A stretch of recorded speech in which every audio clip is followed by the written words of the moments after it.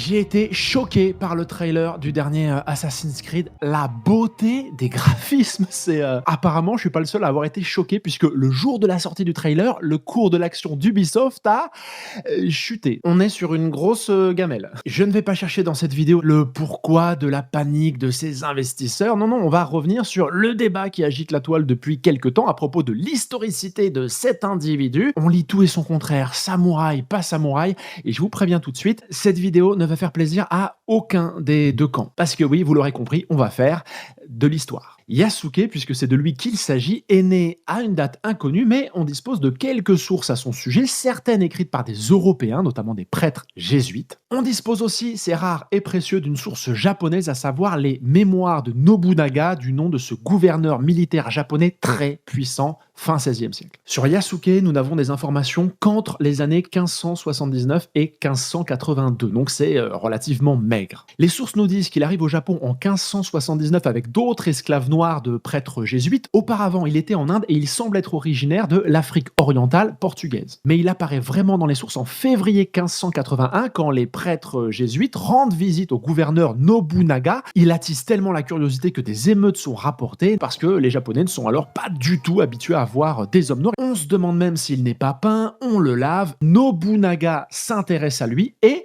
il le rachète ou on lui offre, on ne sait pas bien. Nobunaga écrit dans ses mémoires qu'il est très impressionné par la force physique de Yasuke qui serait équivalente à celle, je le cite, de 10 hommes, mais aussi par sa taille, pas loin d'1,90 m, donc aux yeux des Japonais, c'est un colosse. Les sources nous disent que Nobunaga l'appréciait beaucoup, il lui donne d'ailleurs à ce moment-là son nom de Yasuke. À partir de maintenant, on rentre dans le cœur du problème. Une source étudiée par l'historien Hiraku Kaneko raconte que Yasuke reçoit une maison et un koshigatana, c'est-à-dire une épée de petite taille. Nobunaga aurait aussi fait de Yasuke son porteur d'armes, ce qui est, il faut le dire, à ce moment-là, une fonction très prestigieuse, contrairement à ce qu'on peut entendre à droite à gauche. Ça n'en fait pas un petit serviteur, au contraire, il devient Hatamoto, c'est-à-dire un des vassaux directs de Nobunaga, dont il faut préciser qu'il est à ce moment-là l'homme fort du Japon. Quoi qu'il en soit, Yasuke intègre l'entourage proche du grand seigneur japonais. Il est présent en 1582 à la bataille de Tori-Hibata, au cours de laquelle son maître détruit un clan rival. Mais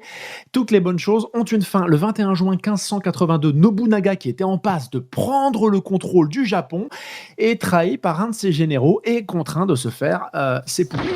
Selon un rapport jésuite cité par l'encyclopédie Nobunaga, Yasuke se bat contre les vassaux du général traître, il est fait prisonnier et il doit remettre son épée. Et là, c'est fini. Voilà, on perd sa trace, on ne sait pas ce qu'il devient après ça. Voilà, c'est absolument tout ce que les sources nous disent de lui. Alors, c'est déjà pas mal, mais vous noterez que je n'ai pas employé une seule fois le mot samouraï pour une raison simple, il n'est pas employé par les sources. Alors, samouraï, pas samouraï, j'ai appelé Julien Pelletier, spécialiste de l'histoire militaire du Japon, dont je vous recommande tous les livres.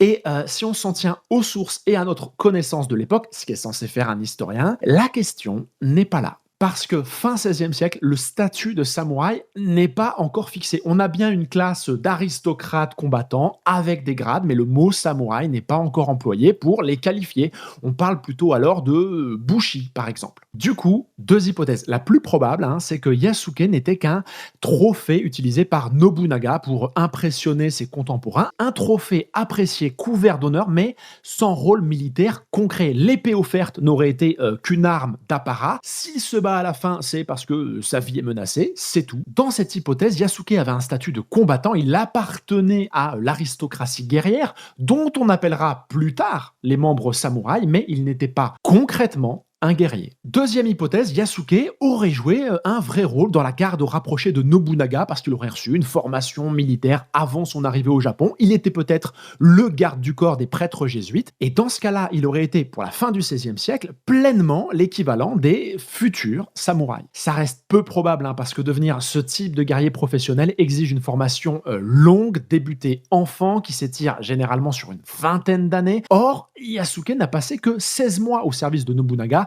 ce qui est beaucoup trop court pour devenir un réel combattant japonais. Et puis, on ne lui connaît pas de nom de famille. On lit parfois Kuro-san, homme noir, mais le suffixe san n'était pas utilisé au Japon fin XVIe siècle. C'est donc un surnom inventé bien après. Or, au XVIe siècle, les gentilshommes guerriers ont généralement un nom de famille. Bilan, quand Yasuke a été nommé Hatamoto, il a obtenu un statut équivalent à ce qui deviendra celui de samouraï, mais il est peu probable qu'il se soit battu avec les armes et les codes de l'aristocratie guerrière japonaise. Il est donc à la fois samouraï, pas samouraï, tout le monde a tort et raison. Et pour ceux qui voudraient écrire en commentaire que Yasuke n'avait qu'une arme alors que les guerriers japonais en avaient deux, ce ne sera là aussi fixé qu'après l'histoire de Yasuke qui est donc proprement extraordinaire. Merci d'être resté jusqu'au bout de cette vidéo. Vous remarquerez qu'elle n'est toujours pas sponsorisée, même pas par les gars de la chaîne Calmos. Donc si vous voulez soutenir, il y a toujours ce petit bijou Microcosme, c'est mieux à l'endroit, qui vient de recevoir un prix à l'Institut de France. Et si vous n'aimez pas lire,